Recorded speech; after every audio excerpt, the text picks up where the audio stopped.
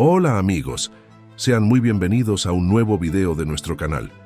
Hoy nos vamos a profundizar en un tema fascinante y lleno de curiosidades. ¿Cómo era la vida antes del gran diluvio? ¿Alguna vez te has detenido a pensar en cómo era el día a día de las personas que vivieron antes de esta colosal catástrofe que alteró para siempre la historia de la humanidad? ¿Cómo era el clima, la geografía, la cultura, las prácticas religiosas, el nivel tecnológico, la moral y hasta la espiritualidad de aquellas personas que ocupaban la tierra antes de que Dios decidiera enviar las aguas para purificar el mundo del pecado? En esta presentación examinaremos hechos intrigantes y misterios sobre el mundo antediluviano, basándonos en las Escrituras y en varias fuentes históricas y científicas. Quédate con nosotros hasta el final, porque te maravillarás con las revelaciones que vamos a compartir. Para comenzar, me gustaría pedirte que dejes tu like, te suscribas al canal y actives la campanita para no perderte ninguna novedad. Además, comparte este video con tus amigos para que ellos también tengan la oportunidad de aprender sobre este tema intrigante. Vamos adelante. El primer aspecto que debemos destacar sobre el mundo anterior al diluvio es que era profundamente distinto de lo que conocemos hoy, en varias maneras. Una de las más notables es la expectativa de vida de las personas. ¿Sabías que antes del diluvio, los seres humanos vivían mucho más tiempo que hoy en día? La Biblia relata que los patriarcas de esa época alcanzaban edades extraordinarias, que variaban de cientos a casi 1000 años. Por ejemplo, Adán, el primer hombre, vivió 930 años. Su hijo Set tuvo una vida de 912 años, y Matusalén, abuelo de Noé, ostentó el título de hombre más viejo, viviendo impresionantes 969 años. Ya Noé, la figura central del gran diluvio, vivió 950 años. Pero debes estar preguntándote, ¿por qué estas personas vivían tanto? Existen varias teorías al respecto, pero una de las más populares sugiere que el ambiente de la Tierra era mucho más propicio para la vida humana, gracias a una capa de vapor de agua que envolvía el planeta. Esta capa actuaba como un escudo contra la intensa radiación solar, creando un clima equilibrado y húmedo en todo el planeta. Sin embargo, esta protección fue destruida durante el diluvio, resultando en lluvias torrenciales que devastaron la tierra. Después de esta catástrofe, el clima se transformó repentinamente, volviéndose frío y seco, y la radiación solar comenzó a impactar la salud de las personas, reduciendo significativamente su expectativa de vida. Otro factor que diferenciaba el mundo anterior al diluvio era la interacción directa entre lo divino y los seres humanos. La Biblia nos revela que en ese periodo, Dios se comunicaba de manera directa con varias personas, como Adán, Eva, Caín, Abel, Enoc y Noé, impartiendo instrucciones, alertas y promesas, además de ofrecer juicios cuando el pecado surgía. Otro punto intrigante es que había una intermediación entre los hijos de Dios y las hijas de los hombres, llevando al surgimiento de una raza de gigantes conocida como Nefilim. Pero, ¿quiénes eran estas figuras enigmáticas? ¿Qué significaba realmente ser llamados hijos de Dios y hijas de los hombres? Estas preguntas despiertan debates entre estudiosos. Una de las interpretaciones más aceptadas es que esos hijos de Dios eran ángeles caídos, que se rebelaron contra Dios y descendieron a la tierra, uniéndose a mujeres humanas, que eran las hijas de los hombres. A partir de esta unión, surgieron los Nefilim, seres híbridos que combinaban características humanas y angélicas, célebres por su fuerza, tamaño y maldad. Estos seres supuestamente causaron inmensa violencia y corrupción en la tierra, provocando la justa ira de Dios y su decisión de juzgar a la humanidad. Pero, ¿qué llevó a estos ángeles caídos a rebelarse contra el Creador? Para entender esta trayectoria, necesitamos retroceder un poco en el tiempo antes de la creación de la tierra. La Biblia nos cuenta que, antes de todo, Dios existía en majestuosidad al lado de su Hijo Jesús. Dios también creó a los ángeles, seres espirituales que lo adoraban y servían. Entre esos ángeles había uno que se destacaba por su belleza e inteligencia, Lucifer, cuyo nombre significa estrella de la mañana. Él era un querubín ungido que servía como el guardián del trono de Dios y poseía acceso directo a su presencia. Sin embargo, Lucifer se sintió insatisfecho con su posición y ambicionaba ser igual a Dios. Estaba lleno de orgullo, envidia y ambición, y convenció a un tercio de los ángeles para que se unieran a él en su rebelión contra el Creador. Su objetivo era ocupar el lugar de Dios y ser adorado por todas las criaturas. Pero el Dios soberano y omnipotente no permitiría tal transgresión. ¿Qué ocurrió entonces? Él expulsó a Lucifer y a los ángeles rebeldes del cielo, arrojándolos a la tierra. A partir de entonces, Lucifer comenzó a ser llamado Satanás, que significa adversario. Los ángeles que lo siguieron se conocieron como demonios, espíritus malignos que operan bajo las órdenes de Satanás. Así comenzó la guerra espiritual, un enfrentamiento entre dos reinos, el reino de Dios y el reino de Satanás. Cuando Dios creó la tierra y colocó al hombre y a la mujer, moldeados a su imagen y semejanza, Satanás vio en esto una oportunidad para vengarse de Dios y destruir su creación. Consideró la tierra como su dominio y vio a Adán y Eva como invasores. Utilizando la serpiente, una de las criaturas más astutas que Dios había creado, Satanás engañó a la mujer, haciendo que dudara de la palabra divina. La sedujo con la mentira de que, si comía del fruto prohibido, sería como Dios, conociendo el bien y el mal. Seducida por esta falsedad, la mujer comió del fruto y también se lo ofreció al hombre que estaba con ella. Ambos desobedecieron a Dios, pecando y perdiendo su comunión con Él, además de la inocencia original. Con eso, perdieron la autoridad que tenían sobre la tierra, entregándola a Satanás, que se convirtió en el príncipe de este mundo.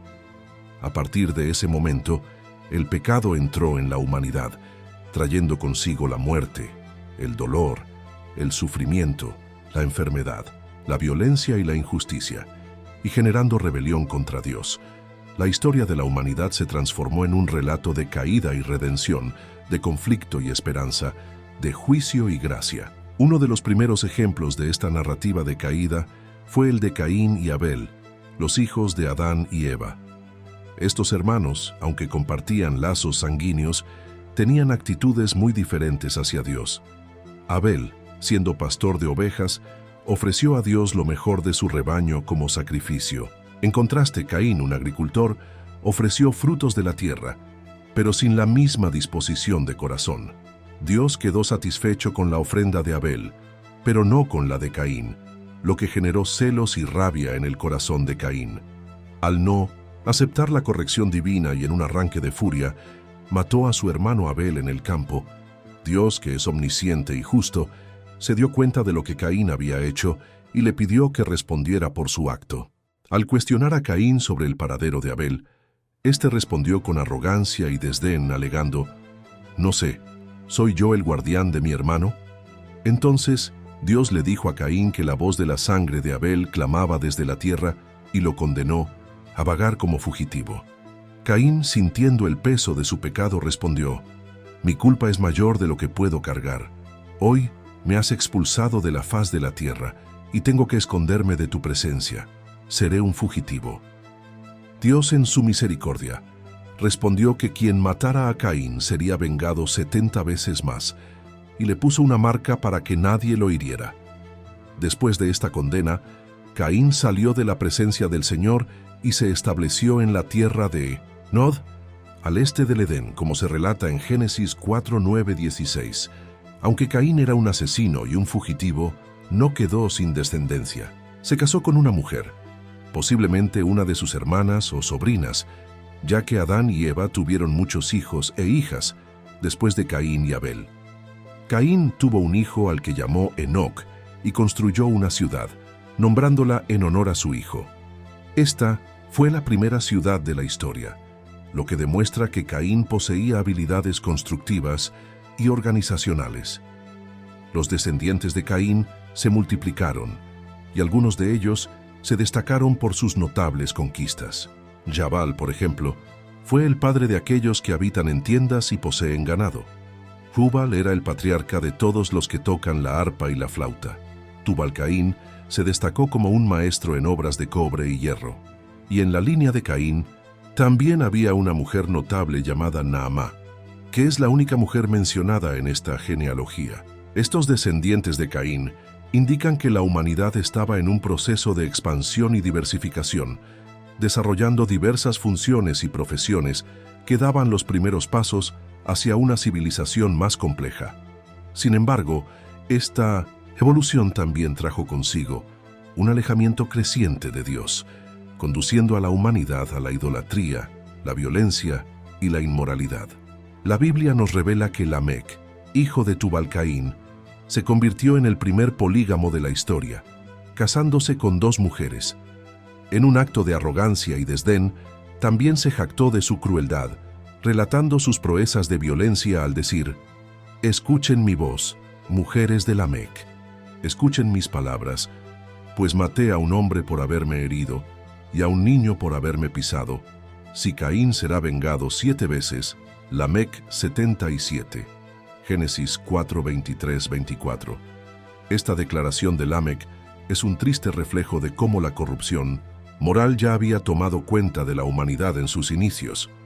Mientras tanto, Adán y Eva tuvieron otro hijo, llamado Set, cuyo nombre significa sustitución, en homenaje a la pérdida de Abel. Set fue el padre de Enós, quien a su vez fue el padre de Cainán, que engendró a Mahalalel, que fue el padre de Jared, quien a su vez fue el padre de Enoc. Enoc, a diferencia de la mayor parte de sus contemporáneos, se destacó por su fe y obediencia a Dios. Conforme la narrativa bíblica, Enoc caminó con Dios y en un acto de gracia fue llevado por Dios sin experimentar la muerte. Se convirtió en un ejemplo de comunión íntima con el Creador en una era llena de maldad. Durante el período que antecedió al diluvio, la situación del mundo estaba marcada por la avaricia, la traición y la maldad. Las familias se convirtieron en campos de batalla, y los vecinos se explotaban entre sí en su búsqueda de mayor satisfacción personal.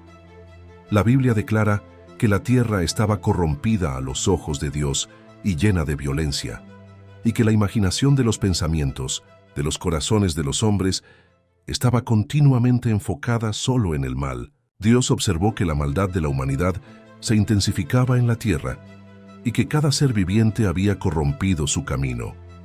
Ante esta realidad oscura, Dios se arrepintió de haber creado al hombre y se entristeció en su corazón. Entonces, decidió que haría una limpieza en la faz de la tierra, exterminando a la humanidad que había creado junto con toda la vida animal, los reptiles y las aves del cielo. Sin embargo, había un hombre que se destacó durante esa era de corrupción, un hombre que encontró gracia a los ojos de Dios: Noé. Este era un hombre justo e íntegro en medio de su generación y también andaba con Dios. Noé tuvo 3 hijos, Sem, Cam y Jafé. La historia de Noé es significativa no solo por la construcción del arca, que salvaría a su familia y a los animales, sino también porque representa la esperanza en medio del juicio, habiendo sido elegido por Dios para cumplir una misión vital. Se convierte en el agente de la preservación de la vida después del diluvio. Mientras los demás a su alrededor se entregaban a la violencia y a la depravación, Noé se mantenía firme en la fidelidad a Dios, siguiendo sus instrucciones y preparándose para lo que estaba por venir. Este contraste entre Noé y la decadencia del mundo a su alrededor ilumina la importancia de mantenerse fiel en tiempos de adversidad. Hoy, más que nunca, somos llamados a reflexionar sobre estos temas y considerar cómo podemos vivir nuestras vidas de manera que honre a Dios, incluso cuando la sociedad a nuestro alrededor se aleja de sus enseñanzas.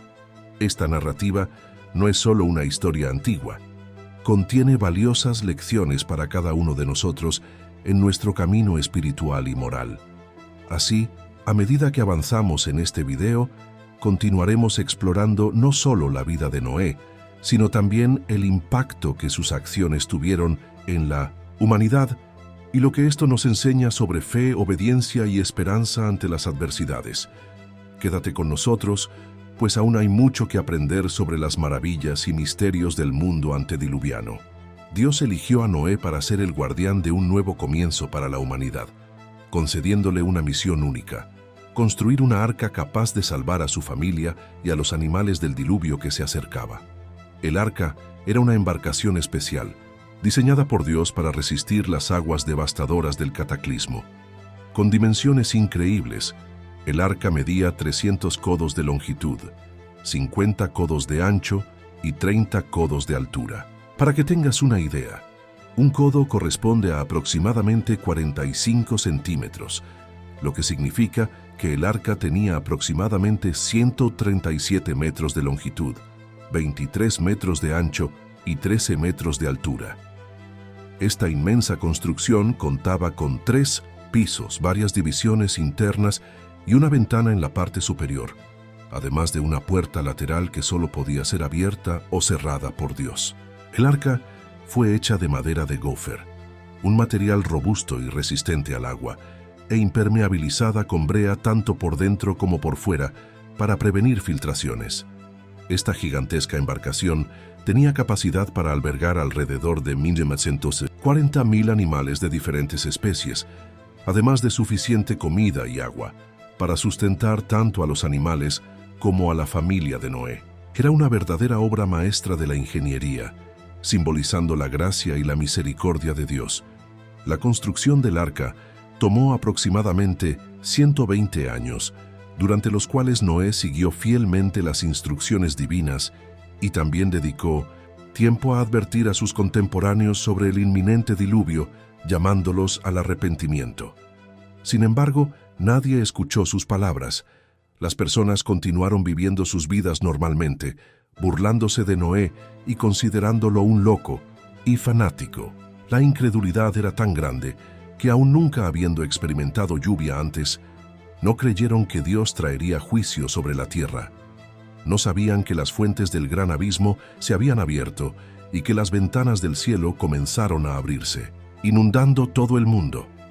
No estaban preparados para el día del Señor, que vendría como un ladrón en la noche, sorprendiendo a todos.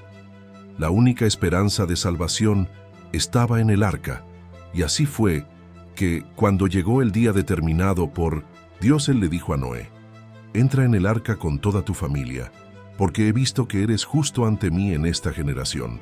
Noé recibió instrucciones para llevar consigo 7 pares de cada especie de animal limpio, y para los animales impuros, 2, un macho y una hembra.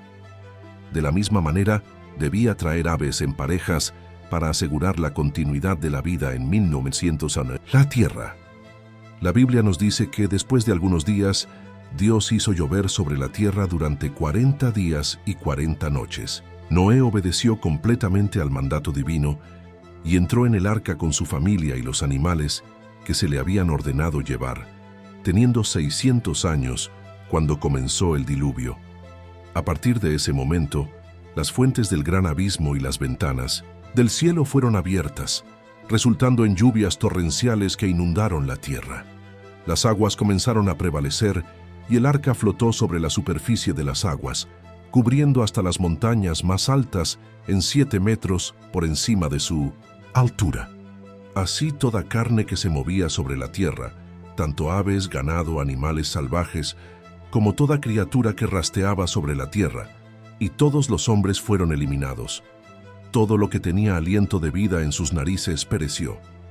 De este modo, solo Noé y los que estaban con él en el arca permanecieron vivos. Durante 150 días, Noé y su familia estuvieron aislados del mundo mientras las aguas cubrían la tierra. Pero Dios no se olvidó de Noé. Hizo pasar un viento sobre la tierra y las aguas comenzaron a calmarse. Las fuentes del abismo y las ventanas del cielo se cerraban, la lluvia paró y tras 150 días, las aguas comenzaron a retroceder. Noé observó que el arca reposaba sobre las montañas de Ararat en el 7º mes, en el día 17. En el 10º mes, en el primer día, surgieron las cumbres de las montañas. Noé esperó otros 40 días y abrió la ventana del arca que había hecho. Envió un cuervo, que fue y volvió hasta que las aguas se secaron. Después lanzó una paloma para verificar si la situación en la tierra había cambiado. Sin embargo, la paloma no pudo encontrar lugar para sus pies, así que volvió a Noé, quien la acogió nuevamente en el arca. Después de esperar otros 7 días, Noé envió la paloma de nuevo, y esta vez volvió al atardecer, trayendo una ramita de olivo en su pico. Esta pequeña hoja verde fue una señal para Noé de que las aguas estaban realmente retrocediendo de la tierra. Se sintió aliviado y esperó otros 7 días antes de soltar la paloma nuevamente. Pero esta vez no regresó, lo que indicó que había encontrado un lugar seguro para posarse. Finalmente, Noé removió la tapa del arca y miró hacia afuera. Al hacerlo, se maravilló al ver que la superficie de la tierra estaba seca. En el año 601, en el primer mes y en el primer día de este mes, las aguas se habían agotado completamente. Noé quitó la cubierta del arca y constató que la tierra estaba libre de agua. En el segundo mes, en el 27º día, la tierra permaneció definitivamente seca. Así, Dios habló a Noé, diciendo: «Sal del arca, tú y tu esposa, tus hijos y las esposas de tus hijos. Traigan todos los animales que están con ustedes, tanto los pájaros como el ganado, y todos los seres que rastrean sobre la tierra. Dejen que se esparzan por la tierra, sean fecundos y multiplíquense». Noé siguió las órdenes divinas y salió del arca, acompañado por su familia y todos los animales que regresaron con él. Al salir, Noé construyó un altar al Señor, y al ofrecer todos los animales limpios y aves en holocaustos, agradó a Dios. El Señor quedó satisfecho con la ofrenda y percibió un aroma agradable, declarando en su corazón que no maldeciría más la tierra a causa del hombre, porque la imaginación del corazón humano es maligna desde la infancia. Prometió que nunca más destruiría a todas las criaturas vivas como lo hizo anteriormente, solidificando la continuidad del ciclo de la vida. Dios bendijo a Noé y a sus hijos, ordenándoles que fueran fecundos, se multiplicaran y llenaran la tierra. Las criaturas de la tierra, los pájaros del cielo y todo lo que se movía, traerían miedo y respeto al hombre, que recibió el gobierno sobre todas las formas de vida. En este momento, Dios estableció un nuevo pacto con la humanidad y los seres vivos, prometiendo que nunca más permitiría que un diluvio destructivo asolara la tierra. Dios ofreció el arco iris como un símbolo de esa alianza con Noé y toda la creación, una señal de su fidelidad y bondad que serviría como un recordatorio de que nunca abandonaría a la humanidad. El arco iris en las nubes sería la prueba de que Dios recordaría su promesa y que las aguas no se transformarían nuevamente en un cataclismo para destruir toda carne. Así, la historia del diluvio llega a su fin, dando inicio a la nueva jornada de Noé y su familia, cuyos descendientes poblaron la tierra y formaron las naciones que conocemos hoy. Sin embargo, esta es una narrativa que merece una reflexión más profunda en otro video. Hoy vamos a concluir aquí. Espero que hayas aprovechado la oportunidad para aprender más sobre cómo era el mundo antes del diluvio, y que esto haya ampliado tu fe y conocimiento sobre la Biblia. Si te gustó este video, no olvides dejar tu like, suscribirte a nuestro canal y activar la campanita para no perderte ninguno de nuestros contenidos. Me encantaría saber tu opinión sobre este tema, así que deja tu comentario compartiendo lo que piensas. Si tienes dudas o sugerencias, estoy a disposición para responder. Y por favor, no te olvides de compartir este video con tus amigos para que ellos también puedan beneficiarse de este contenido. Agradecemos por acompañarnos y hasta el próximo video. Que Dios bendiga abundantemente a todos ustedes. Manténganse atentos y hasta la próxima.